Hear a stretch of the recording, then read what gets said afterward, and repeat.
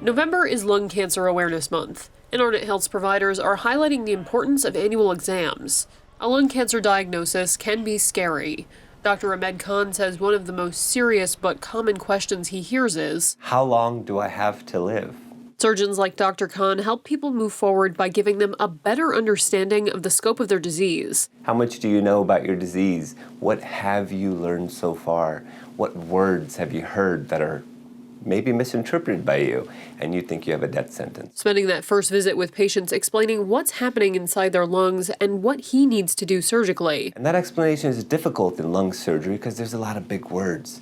There's different types of cancers, small cell, non-small cell, weird things that have different conclusions. Approaching each situation based on the form of lung cancer and its stage. If we can categorize a lung cancer patient with the type of cancer they have and the type of stage they have, then our conversation with the patient is very truthful and very honest and straightforward. Depending on the results of the biopsy, I can either offer them a curative resection, which means surgery to cure your lung cancer, or I can formulate some form of a plan for them that says, we can't cure you of surgery, but we can help you live with it, with the plan that we've created. If a patient is eligible for surgery, Dr. Khan says he looks at the patient's individual health risks and factors. Now we have to understand that they have native lung disease because majority of them are smokers, so their lungs aren't normal.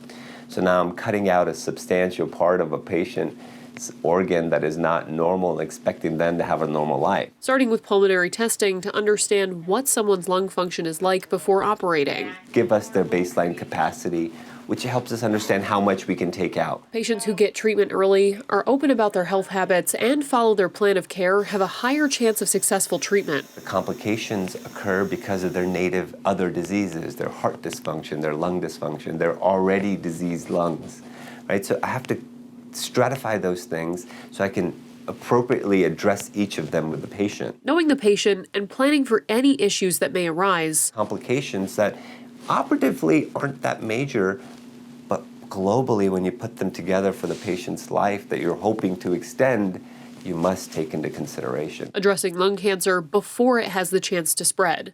And so knowing the patient, knowing them from head to toe is what makes us good at what we do. For Arnot Health, I'm Lexi Cutmore.